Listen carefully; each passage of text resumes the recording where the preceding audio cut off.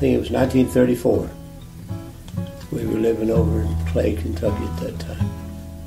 There, my older sister and I were out in the front yard playing one day. And up at the end of the street, I saw a wagon pull up there. A guy got out and tied the horse up to something there.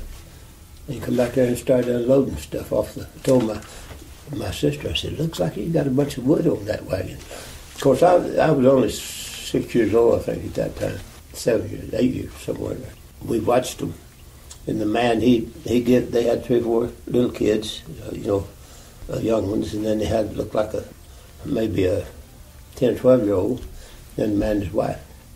Each one had a piece of furniture they took off the wagon. They went down that side of the road to the end. And in the meantime, I went and told Mother what was happening. Boy, she came outside and she knew right away who those people were. She said, my God, they're gypsies. And that was one of the things, they did, one of the ways they had of making a living. And she finally got Dad out in the yard there. And they walked up on the lawn there, set their stuff down. And I remember my mother, she was standing there beside my daddy, and she'd punch him like this. And she'd say, I want that. I'd like to have that. And I had been a little guy. I'd done picked me out of a chair, and I was sitting in it. But my dad, he asked the man how much he wanted for all the pieces he had there. He said, $15 will take care of it. Or he said, we'll take it out in food. Because, there's a lot of bartering went on in those days. But Dad asked him, he said, will you come down in it? And the guy said, no. He said, that's awful cheap. So Dad ended up buying this furniture, this Willow furniture. That was my first to see, and I loved it. And I still remember it very well. Everywhere we moved to, I'd make sure my little chair was with me. I'd carry it. I told my mother, I said, it didn't look like anything in that big store downtown. I spent a lot of years in the military, but when I got out in 1960, I got acquainted with a man from Arkansas. He and his family, and he built Willow furniture. I saw the little Willow chair in the yard as we walked up to visit him. I asked him at the time if he would show me how to make one. Of course, this was in '64, and he said, "Sure." He said, "You go with me to cut some willow?" I said, "Yeah." So we went out. He was explaining things to me as we went along. We found some willow here and there, no longer the old roadways, Finally got what he figures enough, and we went back. I watched every move he made and loved every minute of it. He had his style, which was, compared to what we have, is very crude, but that's all he knew, and I liked it until I built one later on, and it was horrible. So I dismantled part of it and redone it, but after a couple of years, I pretty well refined what he did down to what I do. I haven't changed much from it since. We rented that place in '77, and of course it's an old log cabin that's up the highway up 94 toward. We had that for 18 years, and we could never keep up with the orders, never. We got orders from people out all over the country, but I had no way of shipping it. But I didn't need it. That's all we could do to keep up with the demand around here. I've delivered it to California, to Florida, Michigan, personally, get big orders. New York, Greenwich, Connecticut. I have dreamed about them before. That's how I come up with the butterfly here designed. I told my wife that morning I got up, I said, honey, I just dreamed about a chair last night. And I explained it to her. She said, well, go ahead, it's build it. So while she was fixing breakfast, I went out in front of the house there where we had a little shop and started working. And that's what I come up with. And she said, what are you going to call it? What, you got to have a name for it. And I said, looks kind of like a butterfly with its wings open. Let's just call it that. I think I had a pretty big hand in reintroducing it to the country. Because I traveled a lot back after I got out of the military in '60. Traveled a lot around the country. And you just didn't see it. And I'd make it.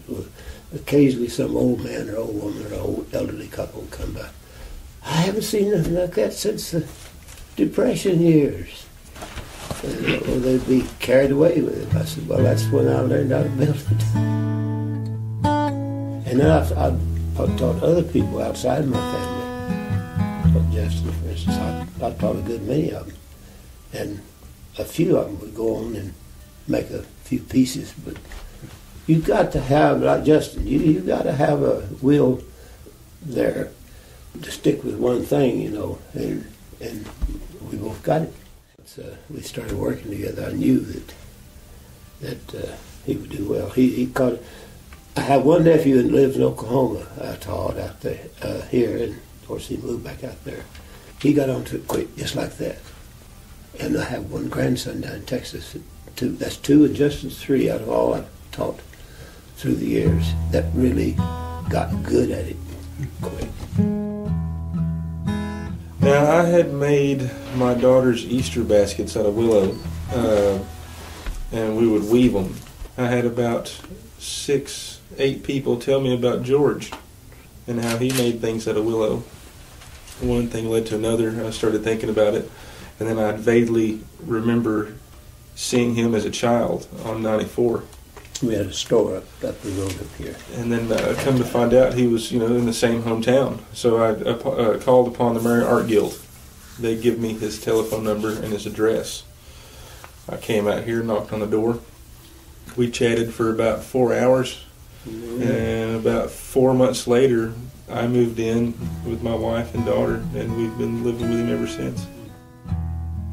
Which I was cooking at a restaurant at that time. And I don't know, about 4 months into it, I was able to quit my job and just build furniture pretty much full time.